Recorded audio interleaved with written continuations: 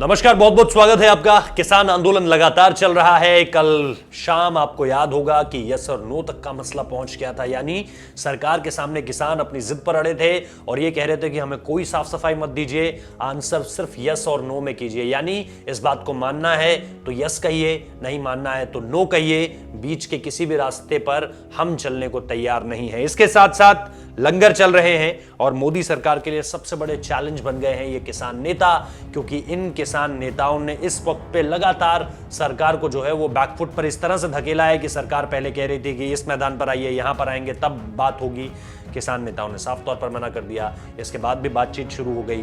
बातचीत के बाद भी कहा यह जा रहा था कि हम आपकी किसी भी तरह की मांग को नहीं मानेंगे, बस बात सिर्फ इतनी सी है कि आपको समझाने की कोशिश हो रही है।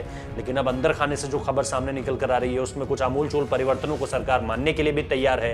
हालांकि कल शाम नरेंद्र सिंह तोमर ने यह साफ कर दिया कि एमएसपी थी, है और आगे भी रहेगी, इसमें किसी तरह का कोई परिवर्तन नहीं होगा। जबकि किसान नेता ये कह रहे हैं कि एमएसपी अगर है तो उसे बिल में भी शामिल किया जाए, वर्बली ना बताया जाए बल्कि उसे दर्ज भी किया जाए बिल में। इन सारी चीजों के बीच किसान जो है वो 8 तारीख को भारत बंद का आह्वान तो कर ही चुके हैं। उन्होंने कहा है कि 8 तारीख को भारत बंद किया जाएगा। 9 तारीख को एक और मुलाकात है, ये छठे दौर की मुलाकात होगी। 5 दौर की मुलाकात अब तक हो चुकी है और इनसे कुछ भी सामने निकल कर आता हुआ नजर नहीं आ रहा है।